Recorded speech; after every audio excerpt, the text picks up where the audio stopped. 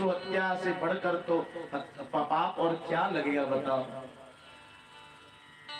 समय कम है, विषय बहुत है। एक अपने जीवन का एक घटना बताते हैं आपको। एक बार हम राजधानी एक्सप्रेस से दिल्ली से भुवनेश्वर जा रहे थे, तो एक मेरे बगल में एक साउथ इंडियन भक्त बैठे थे। वो मुझसे तरह तरह के प्रश्न पूछते थे। है महाराज, आपने शादी नहीं किया, क्यों नहीं किया? आप क्या करते हैं? आप ये पीला वस्त्र क्यों पहनते, दाढ़ी क्यों बढ़ाते हैं? ऐसे ही प्रश्न कर रहे थे। अब अच्छा हम करें क्या, कहां जाए? ट्रेन में बगल वाला सीट उन्हीं का था। हमसे पूछने लगे, महाराज आप मांस खाते हैं? हमने कहा ये कैसा प्रश्न है? नहीं नहीं, आप नहीं खाते हैं, जो बाकी सब खाते हैं वो कौन है? तो हमारे मुंह से निकल गया, जो खाते हैं वो भी राक्षस है, जो काटते हैं वो भी राक्षस है।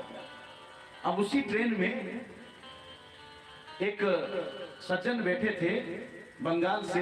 अगर YouTube में ये प्रवचन उनके पास पहुंच जाए तो वो समझ जाएंगे। वो देश के जवान थे, वो सुन लिए, आर्मी में थे, वो अपने घर जा रहे थे। रात को उनका भोजन वही था। अब जो भी है आप लोग समझ जाए। अब हम अपना भोजन करने जो लेके गए थे, हाथ धोने जा रहे हैं, तो वो हमें बोले तुरंत कि महाराज हम तो राक्षस हैं। अब शाम 6 की बात, रात को 9 बजे बोले, हमें कुछ समझ भी नहीं आया क्या हुआ जी? नहीं हम ये खा रहे तो हम राक्षस है, आप बता रहे थे ना सबको।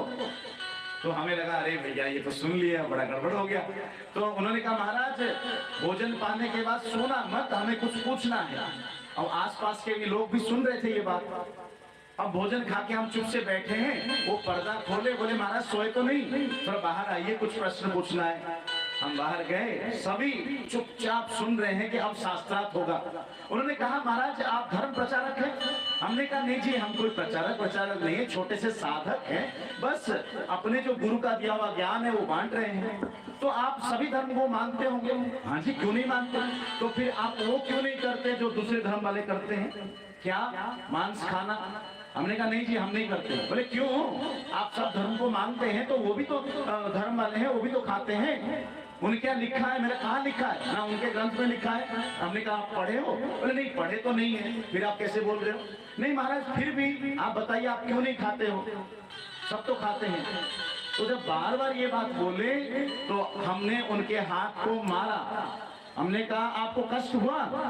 बोले हाँ। सुनिए, जो यहाँ पर जितने धर्म के वाले हैं उनको बुलाइए, हम उनके चप्पल अपने सिर पे रखने के लिए तैयार हैं, लेकिन वो जो करते हम नहीं कर सकते, क्योंकि आपको जब थोड़ा सा मारे आपको कष्ट हुआ, आप किसको काट देते हो उसको कष्ट नहीं होता होगा?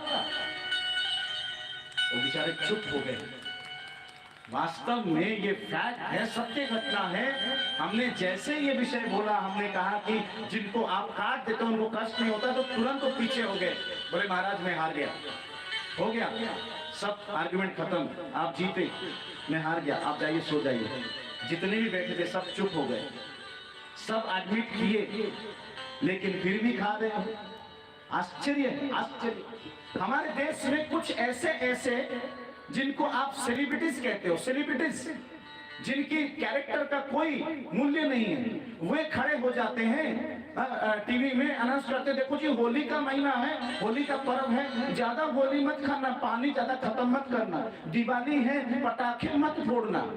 ठीक है, चलो ठीक है, आप वातावरण के लिए बोल रहे हैं, हम मानते हैं, लेकिन कोई भी सेलिब्रिटी ये खड़े होकर कहता है आज अमुक पर्व है, बकरियों को मत काटो,